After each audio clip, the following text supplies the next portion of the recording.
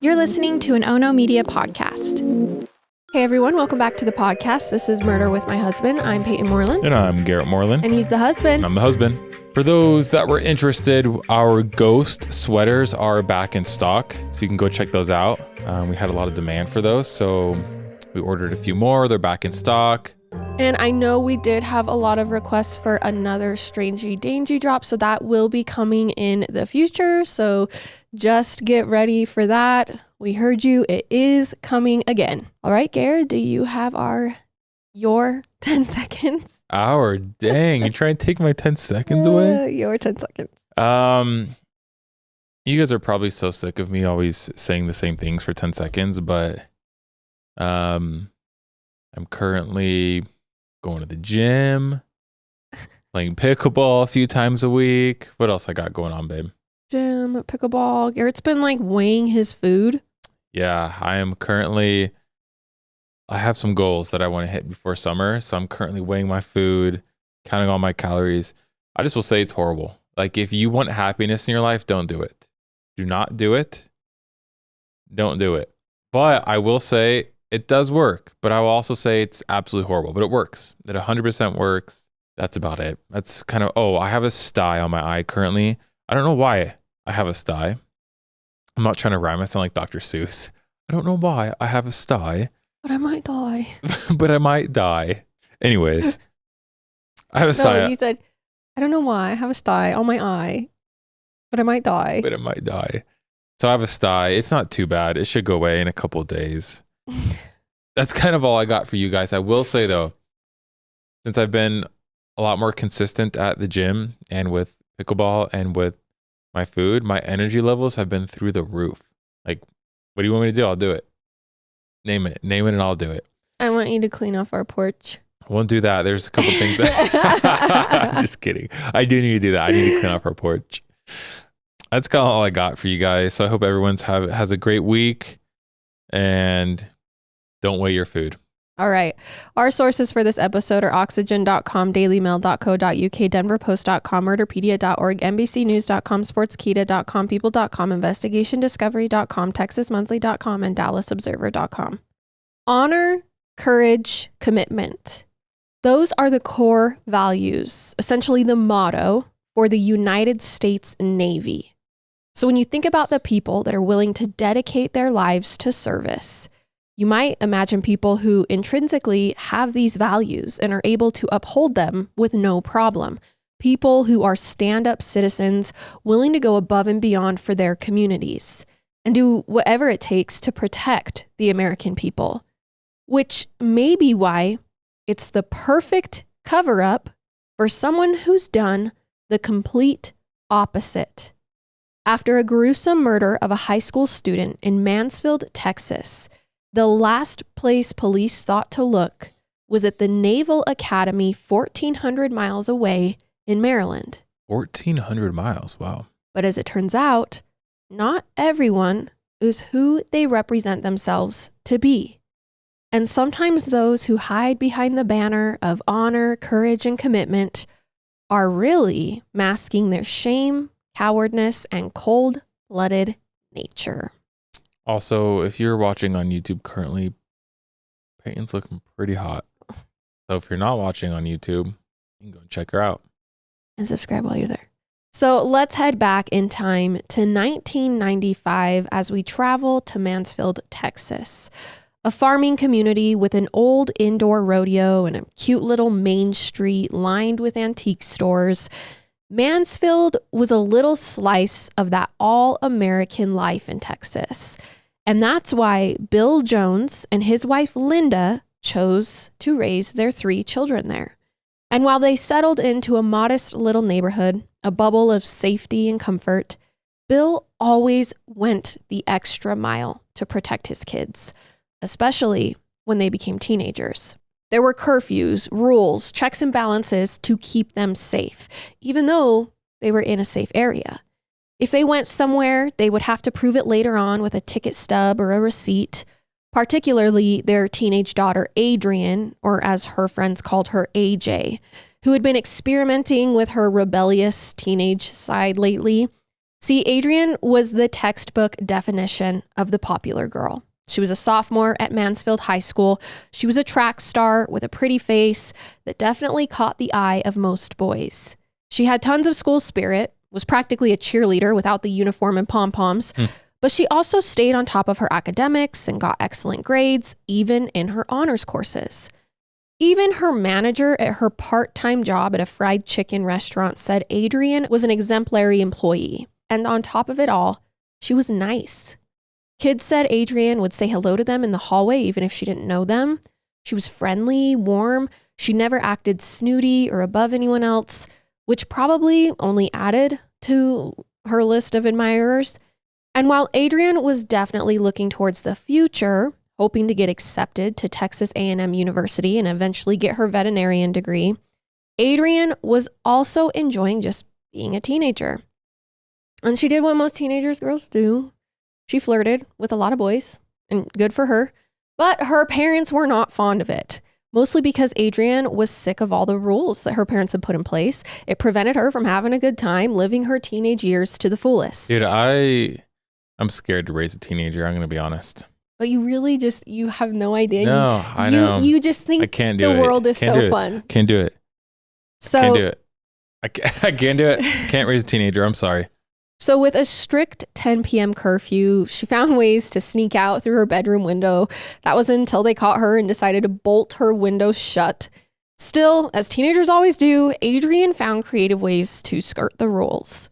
But little did she realize, those rules were meant to protect her from the very thing that would happen next. It was Sunday, December 3rd, 1995.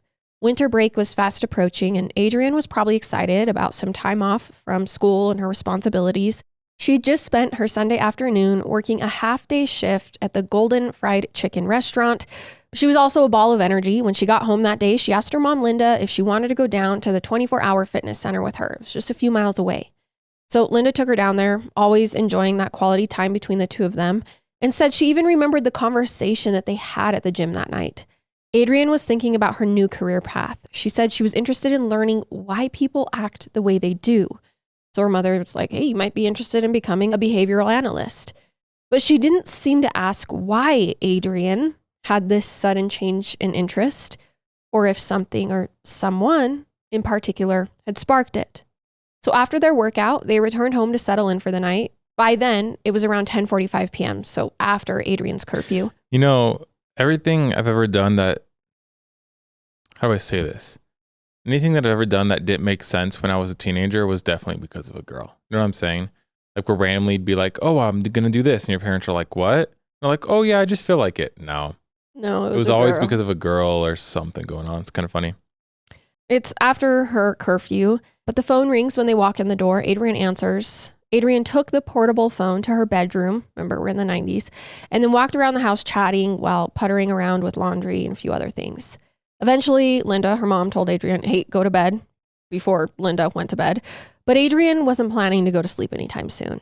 Instead, she waited until everything was quiet, and sometime between 11 p.m. and 1 a.m., she slipped past her parents' bedroom and out the front door of the house, completely unnoticed.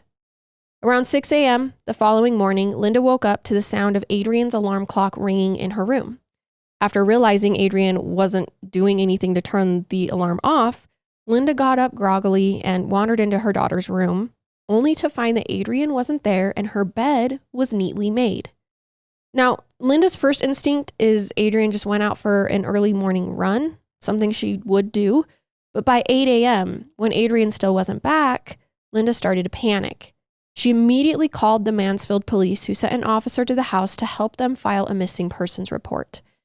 Meanwhile, 20 miles away, an officer in Grand Prairie, Texas, is responding to a different 911 call. Okay. It's from a local who noticed something that morning on his drive to work.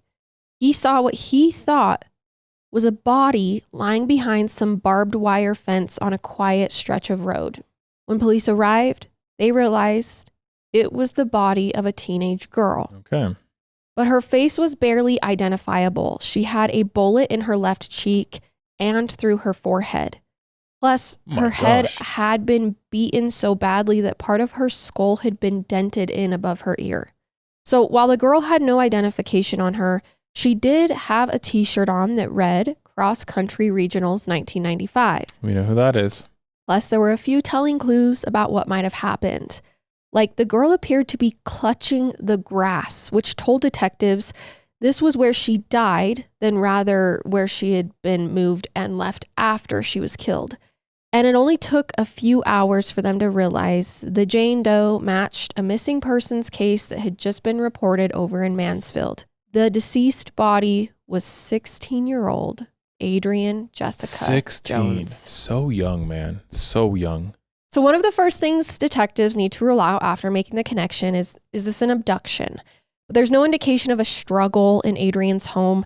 Plus, the autopsy doesn't show any signs that Adrienne was restrained or bound. She also didn't really have any defensive wounds of any kind. So they quickly realized that Adrienne must have willingly left her house, whether that was with the attacker or not. But this also told them that she probably knew her attacker. So they start compiling a list of friends, coworkers, and fellow students to speak with. But because Adrienne was so popular, it kind of turned out to be a pretty long list. They began asking around, was there anyone that Adrienne didn't get along with? Maybe someone was angry with her. Was a girl jealous of her? And that's when the wild theories and rumors started to emerge. And you have to imagine, in this small town in Texas in the 90s, a popular girl turns up dead. They're talking to people at the school, and people just start talking. Someone said they heard Adrienne talk about attending all-night raves that happened about an hour away from Mansfield. There were whispers that maybe Adrienne had met someone there that had killed her. Whoa. Others said, no. Adrienne knew drug dealers, which turned out to be completely baseless. Dude, kids are weird. A few kids are just funny, you know what I'm saying? The problem with, in a town like this, it probably wasn't just the kids. That's probably the adults too. Probably, yeah, you're probably right. Okay. A few even mentioned a former friend of Adrienne's who had been angry with her ever since Adrienne told the girl's mom that she was drinking at a party, like she tattled on her. So there was a ton of speculation, but not much evidence, which only made things even harder for police. But there seemed to be one thing a lot of kids at Mansfield High could agree on. The killer was likely in their halls. They had a locker beside them, probably. They were sitting across from them in the cafeteria. They were sharing a school project with them. How scary is that? Another high school kid killing another high school kid? Well, and then going to school being like, someone in here kills somebody? And the reason this is the theory is because police believe she snuck out to hang out with someone and that person killed her. Yeah. Which she was most likely sneaking out to hang out with someone her own age For sure. and from school. Mm-hmm. So there's 2,500 students at their school. So narrowing it down wouldn't be easy. But no one knows a daughter better than her own mother. Luckily, that seemed to be the case for Linda Jones because she had some insight that she thought could help the police. She thinks she knows who Adrienne was talking to on the night she died. Remember, she was talking on the phone. Problem was, it wasn't just one person. Linda said when the phone rang at around 10:45, Linda asked who Adrienne was speaking to, and Adrienne told her it was an 18-year-old senior. Remember, Adrienne's a sophomore, named David Graham, who was on Adrienne's cross-country team. Linda was about to tell Adrienne to hang up the phone, that it was past her bedtime, but Adrienne had a concerned look on her face, and she whispered to her mother, "He's upset about something." So Linda let her keep chatting, thinking, okay, she's just being a good friend. But sometime during that conversation, Linda heard Adrienne switch callers. She was now talking to her new boyfriend, a 19-year-old boy named Tracy Smith. Okay. But when Tracy, her boyfriend, asked her who she was just speaking to on the phone before him, Adrienne doesn't say David Graham, the 18-year-old, like she had told her mom. She said she was on the line with a third boy. So she either lied to her mom or actually did talk to all three boys. It was a kid named Brian McMillan who had dropped out of her high school after suffering from depression, but he still had a big crush on her. So if she did lie, why? Well, some of her friends think it's because Tracy knew Brian and didn't feel threatened by him. But if she said she had been speaking with someone else, a senior on her track team, then Tracy, her new boyfriend, might have felt jealous. Okay. So they think that she's lying to her boyfriend. is what the consensus is. Still, it's not Tracy that Linda, the mother, is worried about. It's this David name that actually sticks with her, because she had never really heard Adrienne mention this guy before, and then Adrienne lies to her boyfriend about it. So she checks in with the track coach, says, "What do you know about David?" And the track coach is like, "David Graham? I didn't even know your daughter and David were friends," which may be a tad bit strange, but by most people's accounts, David is said to be a pretty stand-up guy. As some of the other girls at Mansfield High described him, David was sort of the cool guy around campus. By no means as popular as Adrienne, but still attracted the attention of some girls. He was said to be a gentleman, very goal-driven and family-oriented, but his biggest identifier was that he was the battalion commander of the school's junior ROTC program. Now, if you don't know, ROTC stands for the Reserve Officers Training Corps. It's basically like a college prep program for anyone who wants to go into the U.S. military. Yeah. On top of that, people said David was an excellent student, always very polite. Which is interesting because, and I might be under the wrong impression, I'm just telling you guys what I see on social media. I don't know why it happens. I feel like I always see people making jokes about people that are on ROTC in high school and college. I don't know why, but it's just what I see on social media. So I'm saying that because I guess we are in a different... We're in the 90s. In the 90s, but you said like he's the cool guy because of it, but maybe that's just changed. I don't think my school had an ROTC program. Mine didn't have one either, but our college did.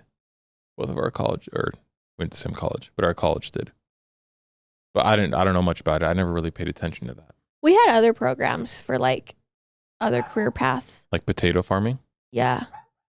And then also like nursing.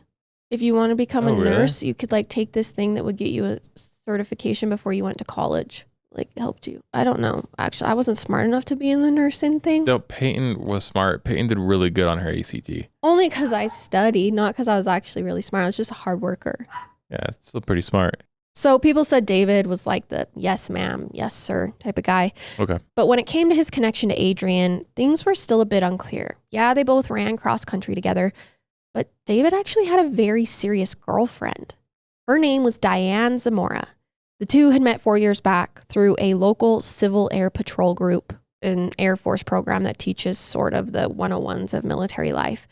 While Diane went to another high school 15 miles away in Crowley, Texas, she and David grew very close over the years, and the summer before their senior years of high school, they both had started dating. Now, Diane was almost the complete opposite of Adrienne. She was reserved, quiet, she kept to herself. She was very religious, the kind of girl who was not going to lose her virginity until marriage. The only thing she had in common with Adrienne was that she was also an excellent student on the Honor Society. But Adrienne shouldn't have been a concern for Diane. Diane and David were madly in love by the summer of 1995. In fact, only a few weeks after they started dating, they actually got engaged in high school with plans to marry after each one of them finished their respective military training. Okay. Diane was planning to go to the Naval Academy in Annapolis, Maryland, while David was going to be attending the Air Force Academy near Colorado Springs, Colorado. Okay. They even set a date for their wedding, 5 years out, August 13th, 2000. But shortly after announcing their engagement, Diane said something that would sort of change the dynamic between her and David, would make her even more attached. She actually lost her virginity to him after they got engaged. And after that, things definitely got more intense between the couple. Some said that David and Diane both got more possessive over one another. David always had his arm around Diane when they were together, but he also acted differently. He got more quiet and tense when he was with her. And those who knew them said it was hard to tell who was controlling who in the relationship, but it was definitely turning a little toxic. Interesting. Okay. So, could that have been what David was calling Adrienne about that night? Was there some sort of lover's quarrel between David and Diane that he was confiding in Adrienne about? Well, once police hear that Adrienne spoke to him in the hours before her death, they call David in for questioning. But they just aren't convinced that this guy is involved. Maybe it was his polite nature, or maybe the fact that he was going to go serve his country, or maybe it was the fact that not a single one of Adrienne's friends mentioned him as suspicious. and that he was actually seen crying in the hallways after her death. Either way, they didn't even bother giving David a polygraph test, so they began looking elsewhere. Like to another local Mansfield teenager whose name was never formally released, probably because she was a minor at the time. So for the sake of the story, we're going to just call her Tammy. Now, Tammy already had a really ugly rap sheet for a 14-year-old girl. A year before Adrienne's death, she actually attacked one of Adrienne's good friends with a baseball bat after she heard that this friend had been messing around with Tammy's boyfriend. Then Tammy went to her boyfriend's house and shot him. Oh, okay. While his wounds weren't fatal, charges were definitely pressed against Tammy. She had a trial, and guess who testified against her? Adrienne Jessica Jones. Okay. Tammy only got 2 years probation for delinquency, but many thought that was enough for her to seek revenge against Adrienne. So the police pull her down to the station, give her a polygraph. She passes, plus she has a really strong alibi, so she's off the list, which brings them to their next suspect, another name that Adrienne's boyfriend Tracy brought up. Remember how she supposedly lied to Tracy on the phone that night and told him she was speaking to an old classmate named Brian McMillan, the one who had a crush on her and had dropped out of school? Well, Tracy tells police, hey, you got to look into him too. And I guess even though Brian had dropped out of school, he and Adrienne still saw each other since they worked right near each other. But when they start looking into him, it seems like Brian didn't just have a crush on Adrienne.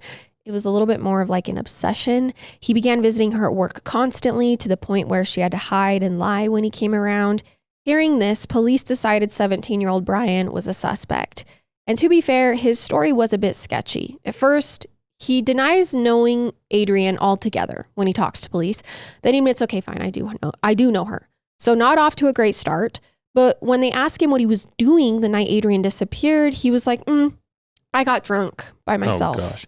I'm just trying to figure out like what the motive is, because we're saying some of these suspects, but I mean, I guess there's not always a good motive for, there's never a good motive for killing someone, but I also feel like he was jealous, like what? Right. Like, what's the motive going to be for him? This is insane. When teenagers kill other teenagers, it's either jealousy or crazy. That's so young just to kill someone. It's right. Wild. He told police he was upset that night because he realized all of his friends had girlfriends and he didn't. So this is raising all types of red flags for police. They even get a search warrant for Brian's house. They impound his truck. But Brian's friends all say, look, there's no way he hurt Adrienne. He's a gentle soul. He would never hurt a fly. His dad also says, my son was home all night. There's no way. Still, Brian sits in a jail cell from Christmas Eve to New Year's Eve. Eventually, he's given a polygraph test. He passes with flying colors. So with zero evidence, police release Brian, which means they're back to square one. And that's where the case sits for months. No new leads, no confessions or evidence, just dead end after dead end. Meanwhile, life in Mansfield goes on, for some people at least. Linda and Bill Jones still find themselves driving to the street where Adrienne was found, thinking maybe this time they'll find something that police had missed. Some students continue to seek grief counseling. Others paint a portrait of Adrienne on the art room door. But many students, like David Graham and Diane Zamora, are preparing for the rest of their lives. As the two temporarily parted ways, the summer of 1996 was spent in intensive boot camps for both of them. Diane was at the Naval Academy in Maryland and David at the Air Force Academy in Colorado. And while David was excelling in his training, Diane was having a much harder time with the physical training and with the distance from her fiance, David. Other cadets said she talked about him constantly, but things seemed to be falling apart between the two of them now that they weren't communicating and seeing each other every day. Diane was getting increasingly jealous and paranoid, constantly worrying what David was up to. She was going on intense crying fits, as her friends called it, when David wouldn't respond to her emails right away. Eventually, she convinced herself that David had to be cheating on her with a female cadet. Yeah, I know where this is going now. So she thought, why not get him back? So Diane began cozying up to her squad leader, a guy named Jay Guild. And she opened up to Jay about her relationship. And when Jay asked her why she didn't trust David, Diane told her it was because he had cheated on her in the past. And when Jay asked, okay, well, what did you do about it back then? Diane looked this man dead in the eyes and said, I made him kill the girl. Now, Jay sort of laughs it off. I mean, she can't possibly be serious. What a weirdo. But that's not the only time Diane says something like this. One night, Diane's having a late night conversation with her 2 roommates, telling them how deeply in love she and David are. And when one of them says to Diane, I bet you guys would do absolutely anything for each other, probably even kill for each other. You know what Diane says? Oh, we already have. Oh, she's weird. Get her out of here. Now, there's an honor code in the Navy. It's called the Brigade of Midshipmen Honor Concept. And it basically requires anyone who hears of wrongdoing from a fellow officer to report it. Yeah. Yep, no questions asked. Because if you don't, it could be grounds for dismissal from the academy. That's why in movies, a lot of you that are listening or watching, like when someone has an affair and someone else finds out about it that's in the military, you're supposed to report it. Like you're supposed to. You're just any bad behavior, any you're wrongdoing. Supposed to report it. I mean, we talked about earlier that there is an honor code when you're part of the military, even in the academy. So her roommates go and tell the people in charge, and the people in charge don't just sit on this information. Officials call the police stations in and around Diane's hometown. They're like, hey, she's saying that her and her boyfriend killed a girl. And sure enough, they learned that there's an unsolved case from last year, that of Adrienne Jessica Jones. That's so insane. That both her and her boyfriend were questioned in. I guess you know the answer. It's going to be crazy if they both did it together. So that's so sad. On August 30th, 1996, officers pulled her out of a pep rally and brought her in for questioning. Now, once Diane's confronted by these detectives and Navy officials, she says, I made the whole thing up for attention. I just wanted to look tough, which the police think, okay, that could be possible. I mean, they have absolutely zero evidence on her besides other people. Perhaps she heard the news on Adrienne and is making a false confession. Wouldn't be the first time someone's done this, but she doesn't get to just resume classes the next day. She's given a one-way ticket home to Texas while police rule her out for sure. Only Diane doesn't go home to Texas.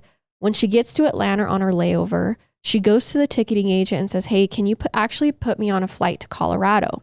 Next thing you know, she's showing up on David's doorstep. What? Which is a very stupid mistake because that happens to be the detective's next stop. Obviously, going to be a visit to Colorado Springs to talk to David. On September 4th, 1996, less than a week later, David's getting hooked up to a polygraph machine. And while he's also insisting Diane must have made this whole thing up, police have a new witness statement that discounts that. A friend of David's told police he and Diane came by his house after the night of the murder to change their bloody clothes. So you're telling me that if she didn't go around saying that she killed someone, they probably would have gotten away with this. Yeah. So this friend is like, yeah, no, they showed up on my doorstep to change their clothing. They tell police that. And then when police are talking to David and tell him, well, your friend said you showed up in bloody clothing, he breaks. From there, he goes on to write a 4-page confession letter detailing every little thing that happened that December night back in 1995 and what happened leading up to it. And here's what he says. It all started at a track meet in November. This would be a month before Adrienne's death. Adrienne and David were away with the rest of the team for a cross-country event, and during that weekend, they got pretty close chatting during their free time. And when the buses finally dropped them off back at Mansfield High, Adrienne asked David, hey, can you give me a ride home? But instead of going directly there, he said they pulled into the elementary school parking lot and hooked up. Now, in the car. And now David writes that he was so ridden with guilt afterwards that he actually went right to Diane and told her everything. Diane, having lost her virginity to David when she never planned to, who's also her fiance at the time, she's so betrayed that she says the only way that they can stay together and that David can earn her trust back if he kills her. Is if he kills Adrienne. He did it? What? And if he doesn't, Diane says, and if you don't do it, I'm going to kill myself. Diane says, if you don't kill Adrienne, I'm going to kill myself. I would have said, good luck. Choosing to prove his loyalty to Diane, he agrees to her plans. And on the night of December 3rd, David calls Adrienne, telling her he's having issues with Diane. He wants to meet up. Adrienne sneaks out of the house and hops in David's pickup truck. They come to that desolate county road. And as the two began chatting in the car, the hatchback opens. And out comes Diane Zamora, who's been hiding in there this entire time. This is so sad. In her hand is a dumbbell. gosh. which she begins hitting Adrienne in the head with. And David just sat there and watched? Well, What a Adrienne loser. gets out of the car, he runs, and that's when Diane tells David, go after her with your gun. So he chases Adrienne into that field, up to that barbed wire fence. When he catches up to her, he shoots her twice in the head. Now, like, Adrienne has a good weekend with this guy. They talk. Yeah. She hooks up with him. And he kills her. And then he shoots her in the head. Yeah. No, they're both insane. Like, this is just wrong. This is just both. explicitly evil and wrong. They're both horrible. Yeah. When David comes back to the car, he tells Diane he loves her. But he says, we shouldn't have done this. And we need to get rid of the evidence. So, of course, this is enough to get David behind bars. But now the next step is confronting Diane because she was in the back seat. And when police get her back into the station, she admits to essentially the same story. Police also get a search warrant for David Graham's house and find both the dumbbell and the gun used to kill Adrienne. So game over. They're charged with capital murder and they are tried separately. Now, 20-year-old Diane gets to trial. She's like, no, my confession was coerced. The jury isn't buying it. And so after a 2-week trial and a 6-hour deliberation, they find Diane guilty of capital murder and she receives a life sentence. That's what I'm talking about. Now, David's trial comes 5 months later in July of 1998. His plan is similar. He hopes to argue he was trapped in a controlling partnership, but there's one giant twist in the whole story, something David hasn't even seemed to share with Diane. One of the people called to the witness stand is Adrienne's friend and fellow track athlete, Wendy Bartlett. And she claims that November day after the track meetup, she drove Adrienne home, not David, which means they wouldn't have had sex in the car. In fact, David admits at trial, actually, we never had sex ever. It was just a lie that he had conjured up to make Diane jealous, one that just became incredibly out of hand and somehow made the situation even more inconceivable. Because if you're telling me that they didn't even have sex and he lied and then kills her, she has no idea what she's even done. I'm sorry. Those people should not be in our society. So they return with a verdict guilty of capital murder. So what was initially a crime of passion had kind of inevitably driven a fake. Yeah. So, and I will say by the time they were both sentenced, David and Diane, who were once lovers, had now become mortal enemies. Which is always so ironic to me when people kill for love and then end up hating each other anyways. Mm-hmm. Diane moved on quickly, though, falling in love with another inmate. She married him in 2003, only to divorce him by 2010. And whether they like it or not, Diane Zamora and David Graham will be forever bound anyways. Only instead of marriage, it'll be because of the horrific crime they committed together over some senseless teenage love affair. It's crazy. So they were, were they both adults at that point? When they were tried? Yeah. Yes. Okay. That makes sense. And they got life. That's so sad. That's horrible. I mean, what's even crazier is that she really didn't do anything. I mean, she did nothing. Like she was completely just a citizen. Like, I don't even know how else to say it. A bystander. There's something about when we cover teenagers who kill other teenagers. It's just pure evil. Like I can't explain it, but every time the motive is so dumb. You're so young and like what? Like it really just goes to show that their brains are completely underdeveloped and that they're just bad people. Yeah, sorry, we can't have those people in our society. It's so sad, horrible. So awful. Ugh. Okay, you guys, that was the case of Adrienne Jessica Jones, and we will see you next time with another one. I love it. I hate it. Goodbye.